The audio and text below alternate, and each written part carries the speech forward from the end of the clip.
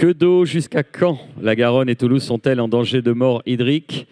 Face aux tensions croissantes sur la ressource en eau, cette table ronde va examiner l'avenir hydrique de Toulouse et de la Garonne, particulièrement critique dans le bassin Adour-Garonne. On va le voir dans quelques instants, qui est considéré comme un hotspot. Alors que le sud de la France multiplie les expérimentations et les projets pilotes, de la réutilisation des eaux usées à Argelès, au traitement des PFAS à Lunel, en passant par les économies drastiques réalisées par Airbus, la question se pose, quelle technologie pourrait déployer la région toulousaine pour protéger la ressource hydrique? On en parle tout de suite avec Jérôme Nata, qui est directeur régional au sud-ouest chez Veolia, Éric Sauquet, directeur de recherche en hydrologie, responsable scientifique d'Explore 2, qui travaille à l'INRAE, et Élodie Galco, directrice générale de l'agence de l'eau Adour-Garonne. Le tout avec la modération bienveillante de Nicolas Bastuc, journaliste au Point, sous vos applaudissements, mesdames, messieurs. Bonjour à tous. Merci d'être là. Merci à nos invités de participer ce samedi matin à ce débat. Alors, petite devinette, que d'eau, que d'eau. D'où nous vient cette formule fameuse? Le savez-vous? Eh bien, elle était... Oui, monsieur Latte. McMahon. McMahon, le président McMahon, effectivement, que d'eau, c'était le constat qu'il fit lorsqu'il vint en 1875 recenser les dégâts des grandes crues toulousaines. Alors que d'eau, ce temps-là est malheureusement révolu. 2025 restera comme l'une des années les plus chaudes jamais enregistrées, avec une série alarmante de températures exceptionnelles. On peut le mesurer d'ailleurs aujourd'hui encore, et le réchauffement climatique aura un impact important sur la ressource en eau. Alors, ça a été rappelé à l'instant, le bassin Adour-Garonne est considéré comme un hotspot en termes de vulnérabilité et de raréfaction hydrique. C'est le bassin le plus impacté en France par le dérèglement climatique. Alors, je vous pose une question toute simple en apparence. Est-ce que la région est en danger de mort hydrique? Élodie Galco, patronne de l'agence de l'eau, vous me disiez que nous avons un mur face à nous qui arrive. Tout à fait. Un mur, et il faut s'en alarmer. La région est en danger de mort hydrique. Alors, je vais répondre par des chiffres, parce que c'est important de mettre du concret. Oui. On estime qu'à horizon 2050, c'est 1 litre sur 2 qui vont nous manquer. C'est plus d'1 litre sur 2 de ce qu'on consomme aujourd'hui, de ce qu'on prélève dans les milieux, qui ne seront plus disponibles pour tous nos usages, depuis la consommation d'eau potable, on a tout un chacun, jusqu'à tous nos usages économiques, mais aussi tous les milieux naturels qui ont besoin de cette eau également. Et c'est cette eau qui va manquer à horizon 2050, 25 ans, c'est demain. C'est demain, c'est presque aujourd'hui. On aura un impact dès 2030, me disiez-vous en préparant ce débat. Il y a l'horizon 2050, mais à très court terme. Que peut-il se passer? Mais il y a déjà un impact, en fait. Oui. On ne s'en rend pas compte, à Toulouse en particulier, parce que la Garonne est un fleuve soutenu. Alors, qu'est-ce que ça veut dire? Concrètement, il y a des retenues dans les Pyrénées qui ont été construites il y a plusieurs dizaines d'années et qui sont vidées l'été pour qu'il y ait encore de l'eau dans la Garonne. Cet été, qui était un été quand même assez chaud et sec, cet été, c'était 1 litre sur 2 dans la Garonne qui venait de ces retenues. C'est-à-dire que sans ces retenues, il y aurait eu un débit dans la Garonne 2 fois moindre que ce qu'on a pu constater aujourd'hui, et il n'était pas non plus merveilleux. Jérôme Nata, ce mur dont parle Madame Galco, vous le voyez arriver? Vous êtes d'accord avec les prévisions météo et hydriques de la directrice de l'agence de l'eau? Oui, on le constate sur tous les sites sur lesquels on exploite, et en particulier lorsqu'on prélève de l'eau dans la Garonne. Nous, ce qui nous préoccupe, c'est effectivement cette baisse continue. Mais lorsqu'on parle de baisse continue, c'est qu'il y a aussi des extrêmes dans cette baisse. C'est-à-dire qu'il y a des jours où, effectivement, en moyenne, on aurait une baisse de 30%, 40%. Mais on peut avoir des jours où on a des baisses beaucoup plus fortes. Et c'est ces points extrêmes qui, aujourd'hui, nous posent difficulté. Alors, tant en quantité, mais également en qualité, puisque moins il y a d'eau dans la Garonne, plus la concentration en polluants est forte. Et donc, ça demande la mise en œuvre de traitements beaucoup plus poussés. Ce que vous voulez dire, c'est qu'on ne va pas lisser la pénurie. Il y aura des jours plus secs que d'autres encore. Oui, derrière une moyenne se cachent toujours des extrêmes. Et c'est ces extrêmes-là qui peuvent générer soit de la pénurie, soit du rationnement, soit des très très fortes difficultés en termes d'exploitation.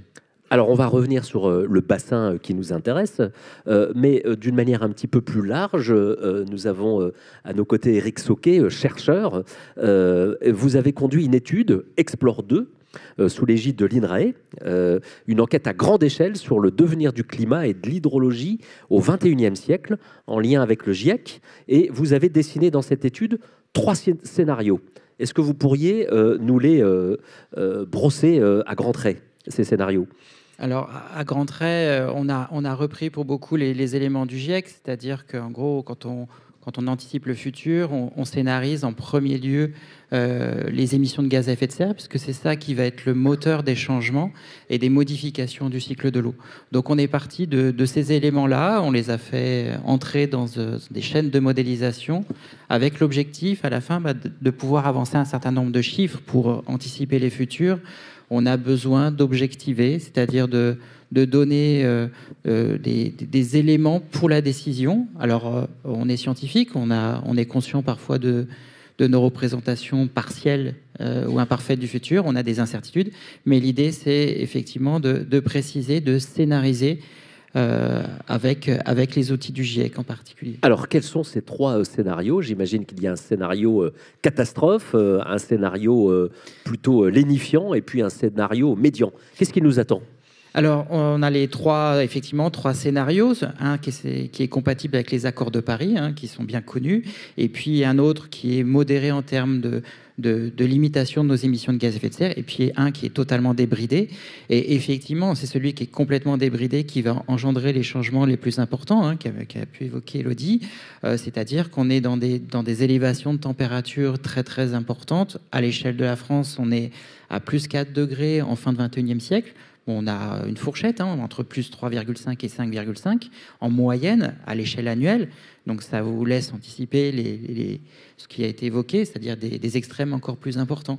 Et puis, avec le scénario le plus optimiste, donc compatible avec les accords de Paris, on arrive à réguler effectivement les températures et d'être dans un climat qui est un peu plus acceptable, en tout cas un peu plus conforme à ce que l'on observe aujourd'hui. Alors, sur l'impact sur la ressource en eau, je ne sais pas, prenons peut-être le scénario médian.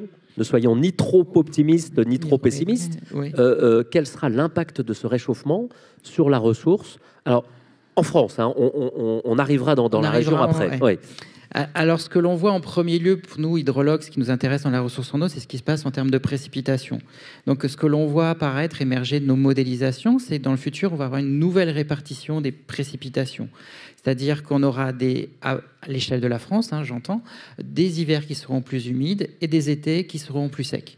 Donc ça va vraiment engendrer des contrastes très importants en termes de ressources en eau.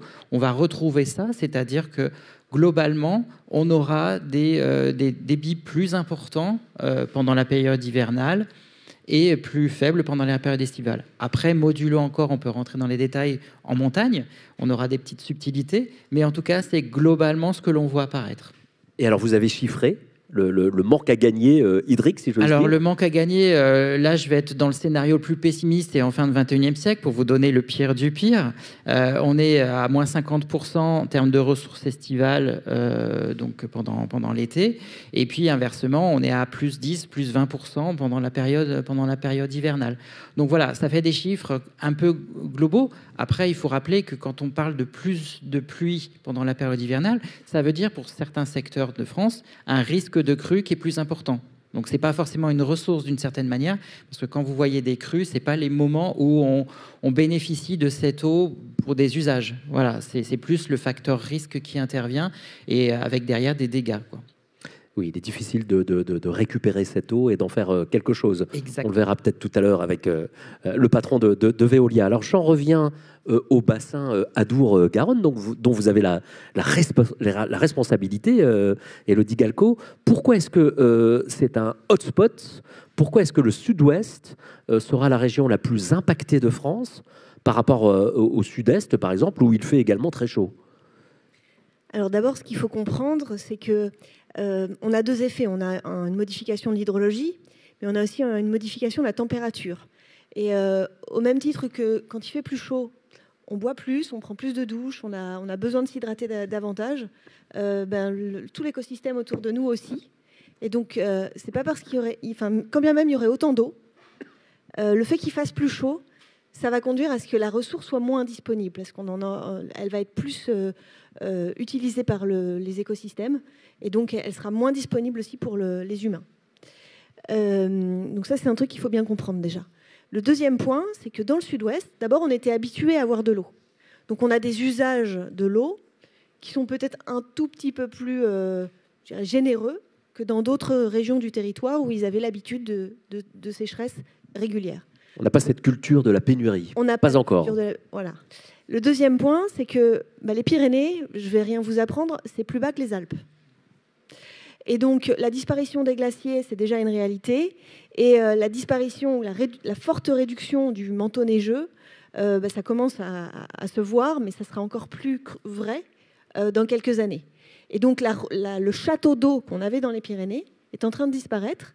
Or, c'est celui-là qui venait soutenir l'étiage, c'est-à-dire mettre de l'eau dans la Garonne l'été, jusqu'à quelques années. C'était jusqu'à fin juin, début juillet, que la neige venait alimenter la Garonne. Cette année, c'était début juin. Ça s'est arrêté début juin.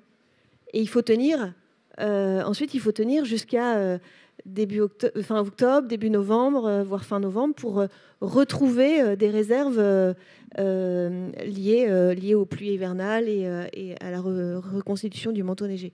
Donc, on est particulièrement vulnérable et on sera les premiers touchés en France par cette disparition des réserves. D'autant que les réserves souterraines ici sont assez faibles comparées à d'autres régions. On a effectivement, enfin, je ne sais pas si vous avez en tête les cartes du BRGM qui sont maintenant publiées sur la météo-climat de France 2.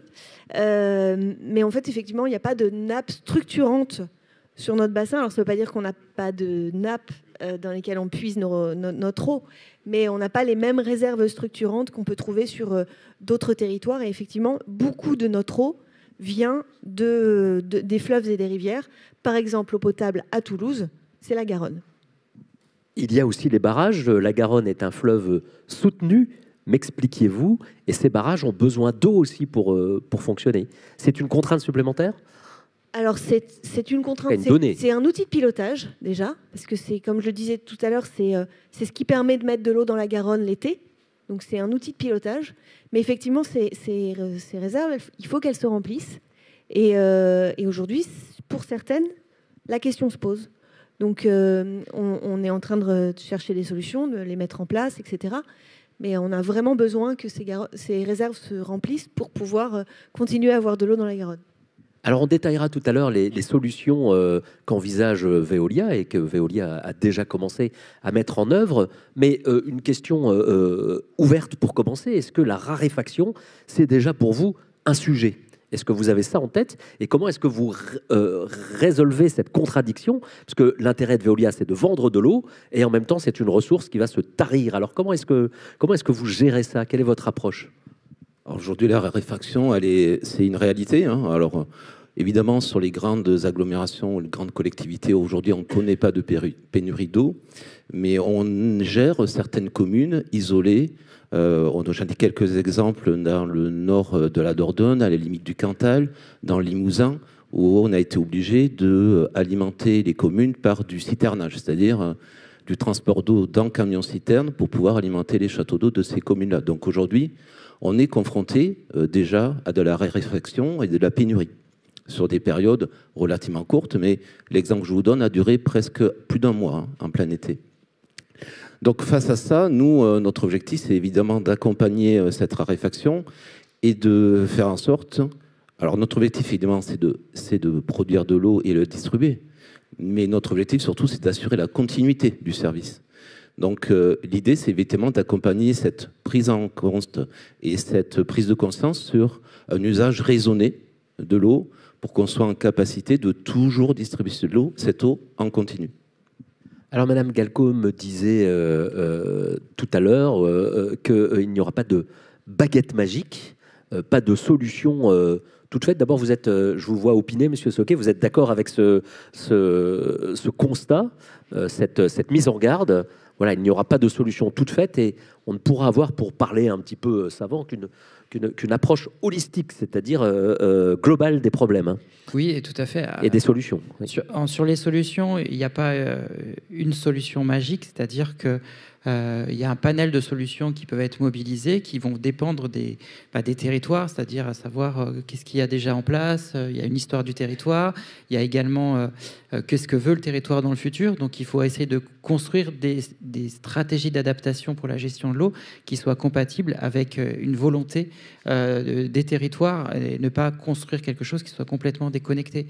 Et en termes de levier d'action, il y en a beaucoup. Il y a la sobriété, il y a des actions sur les solutions fondées sur la nature. Il y en a un panel, et c'est certainement dans cette richesse, dans cette complémentarité qu'il faut jouer, parce que optimiser une trajectoire d'adaptation avec une seule solution, sachant que le futur est malgré tout incertain, même si le changement climatique est une réalité et il va se poursuivre, il va peut-être se manifester de façon un peu différente de ce que l'on avait prévu. On sera toujours dans un réchauffement, mais optimiser une adaptation par rapport à une trajectoire, par rapport à un seul levier, c'est certainement peut-être être fragile. C'est répondre en partie à une vulnérabilité, mais que partiellement, en tout cas.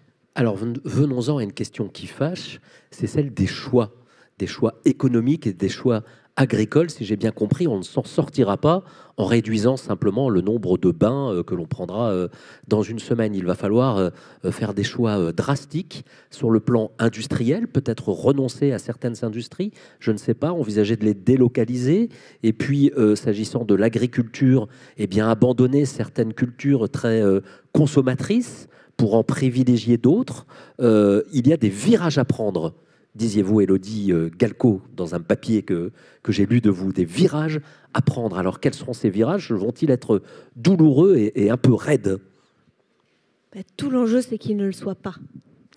Des solutions, on en a. Évidemment, ce 1 litre sur 2, cette pénurie qu'on a devant nous, c'est si on ne fait rien, c'est si on continue comme avant. Et tout l'enjeu, c'est pendant les 25 années qui nous restent, et dès maintenant, parce que ça commence dès maintenant, de prendre le virage progressivement pour que dans la voiture, on se soit le moins désagréable possible. Voilà. Donc, comme Eric l'a dit très bien, il va falloir mobiliser toutes les solutions. On n'a pas le choix de choisir entre les solutions. Il faut toutes les prendre. Depuis faire des économies, chacun à notre niveau, que ce soit un industriel qui va pouvoir travailler sur sa consommation d'eau ou un particulier qui va effectivement laisser tomber le bain pour se tourner résolument vers la douche. Et en matière d'agriculture aussi, évidemment, il va falloir prendre ce virage. Alors ça passe par une meilleure utilisation de l'eau au quotidien. Hein, c'est l'image toute simple du goutte à goutte, par exemple, hein, qu'on met souvent en avant.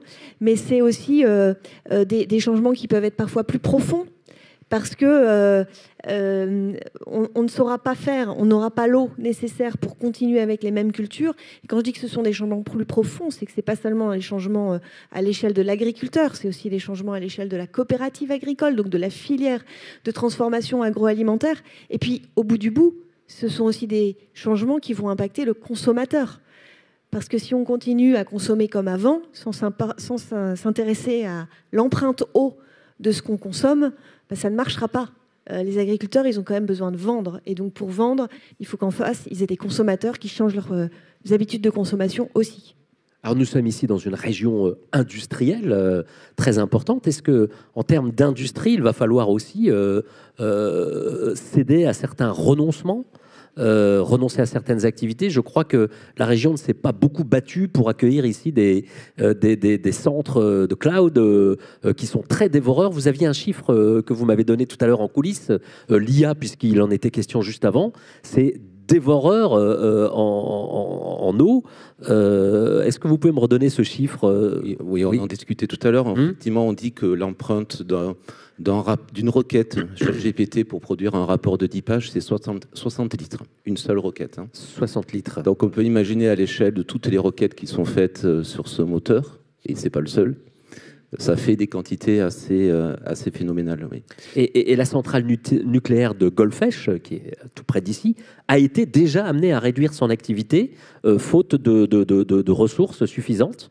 C'est vraiment vrai? Alors, pas les ressources, c'est le sujet de refroidissement. C'est-à-dire que, comme disait Élodie, on a deux phénomènes. On a un phénomène effectivement de raréfaction, mais aussi on a un phénomène de réchauffement très fort de la ressource en eau, puisqu'on a essentiellement des ressources de surface.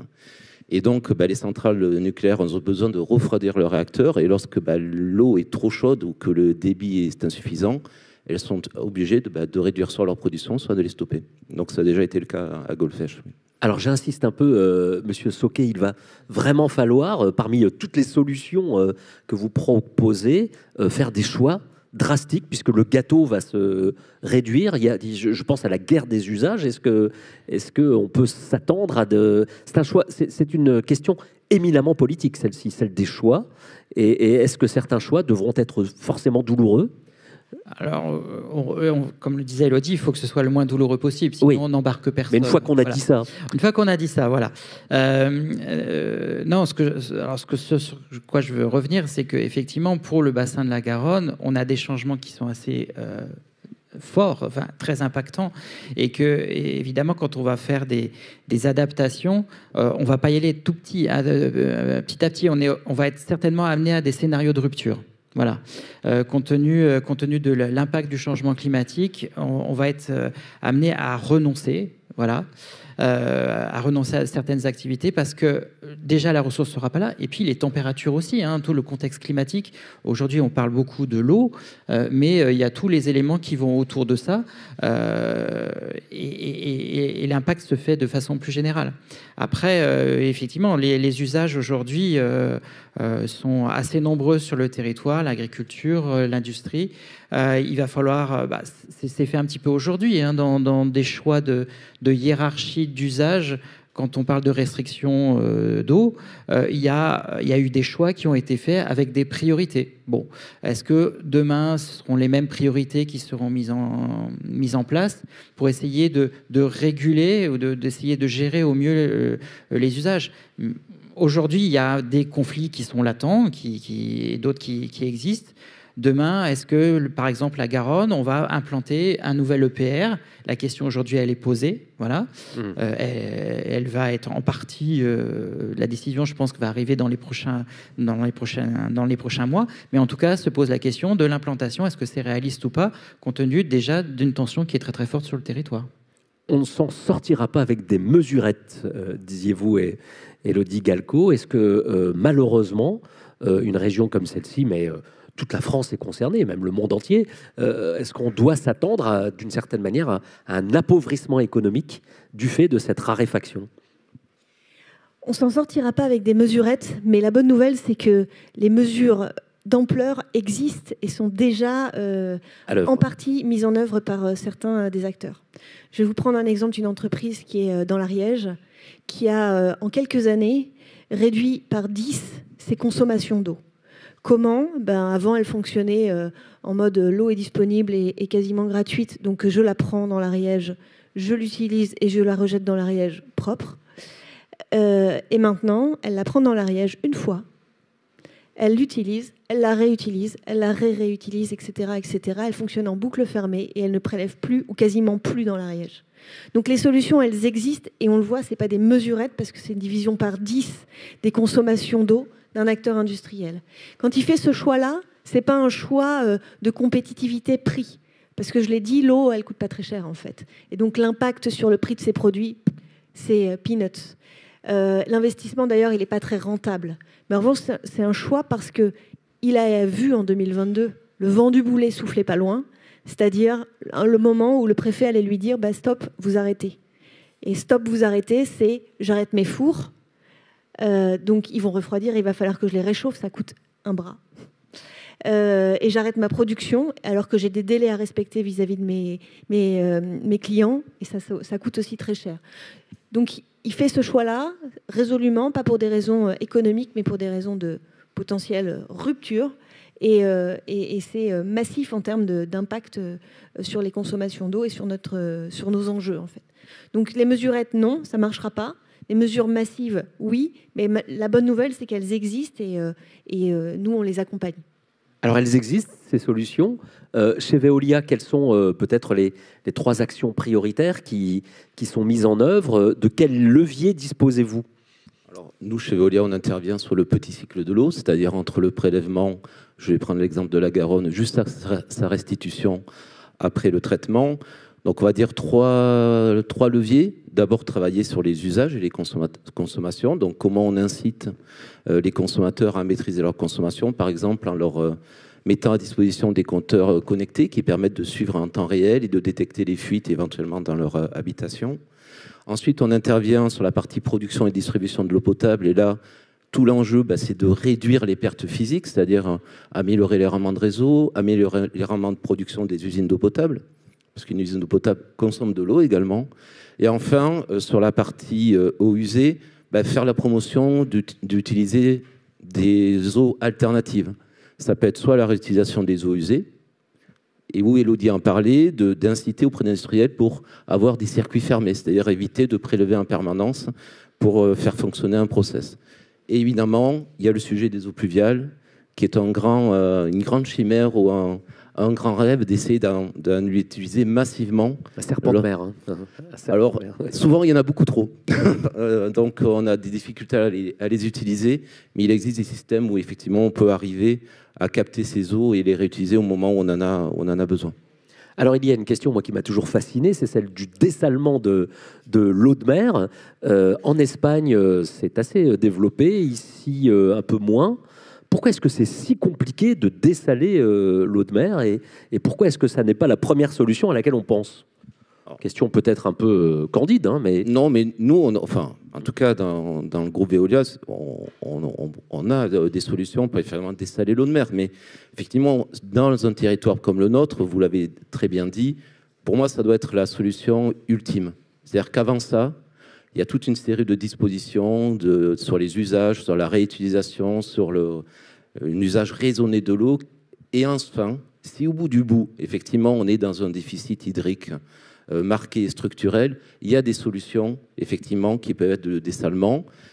Le dessalement, c'est beaucoup d'énergie, ça a des impacts environnementaux forts, mais nécessité fait loi. Et dans certains pays, effectivement, où il n'y a plus ces ressources, effectivement, nous, on propose des solutions pour aller vers cette solution.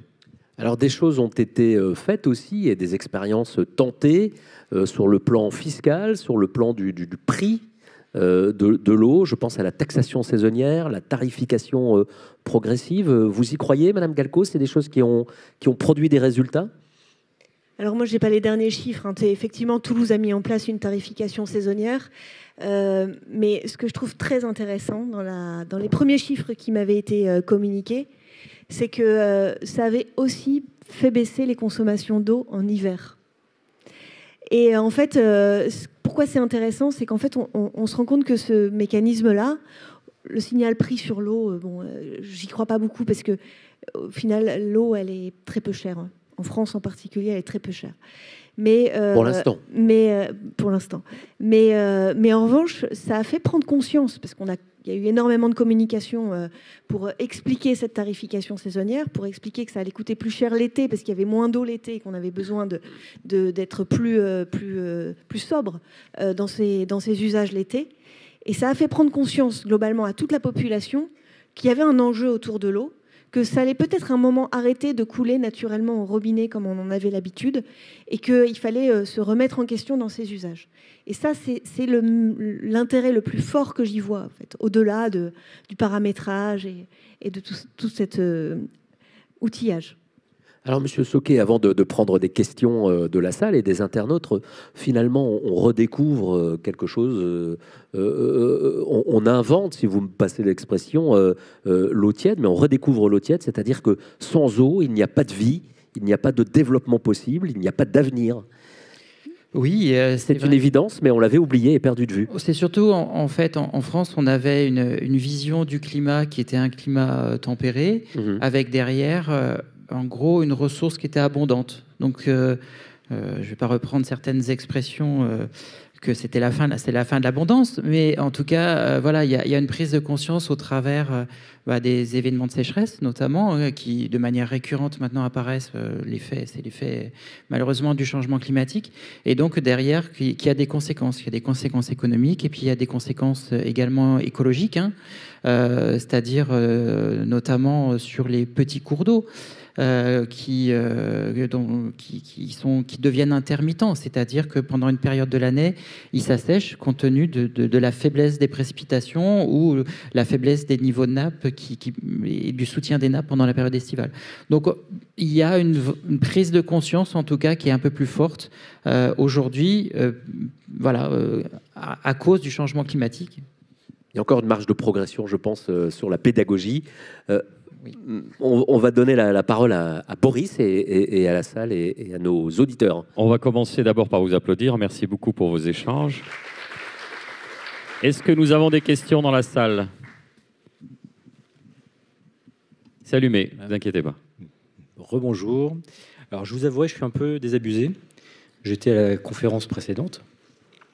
Et quel contraste! Est-ce que je suis schizophrène? Parce que tout à l'heure, si je dois résumer, c'était business as usual, continuons, croissance, IA et compagnie.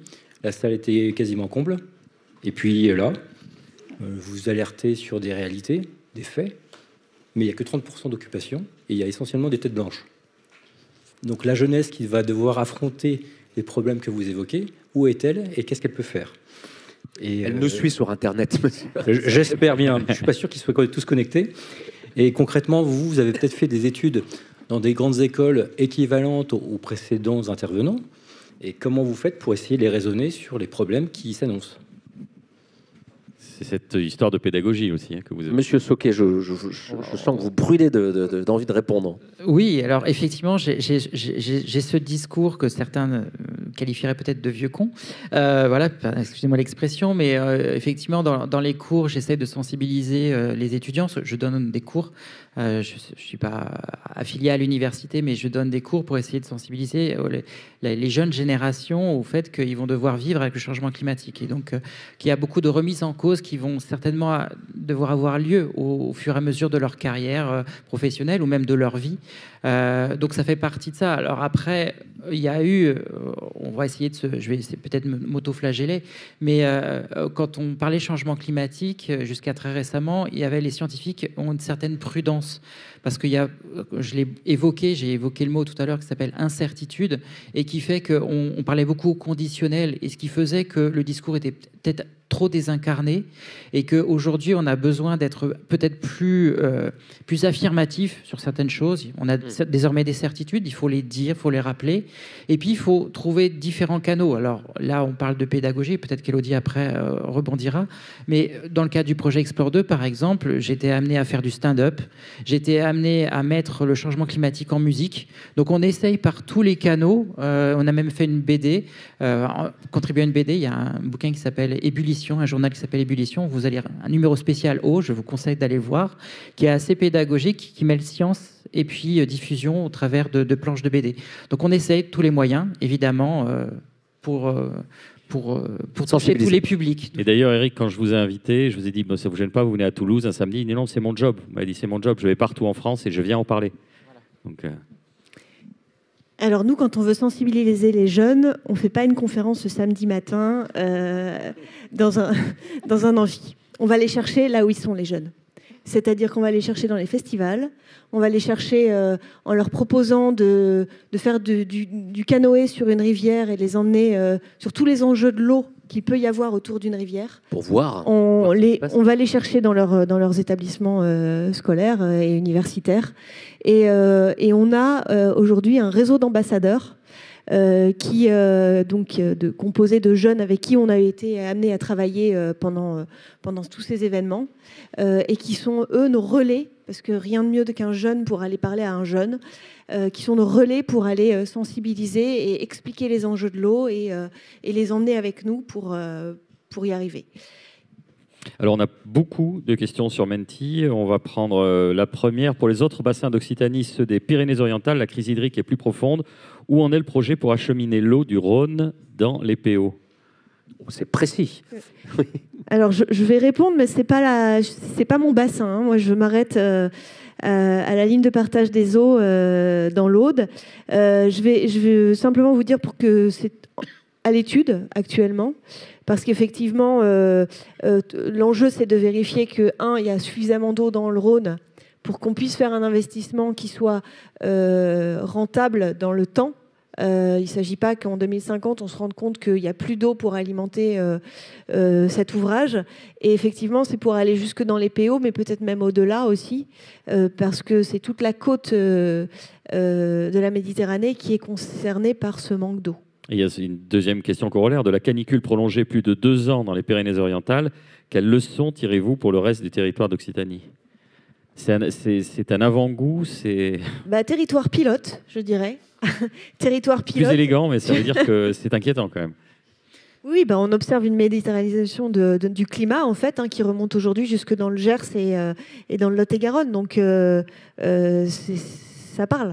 Aux avant-postes du réchauffement, on pourrait dire, pour dire les choses. Ouais. Éric. Après, au niveau, là, on parle des Pyrénées-Orientales, mais on a beaucoup appris aussi de 2022-2023, qui étaient des années particulièrement sévères. Et notamment, alors pareil, je vais sortir du territoire, mais je vais aller sur le bassin de la Loire, où il y avait un barrage, les barrages qui sont en tête de bassin et qui alimentent, qui soutiennent artificiellement la Loire, et qui sont arrivés en bout de course. C'est-à-dire qu'il n'y avait plus que 20% d'eau stockée dans le barrage comparé à la cote nominale. Et donc, on se rend compte que la gestion parfois annuelle des ouvrages, peut-être qu'il va falloir réfléchir à l'occurrence de plusieurs années de sécheresse qui font qu'on ne va pas gérer l'eau sur une année, mais sur 2 ans.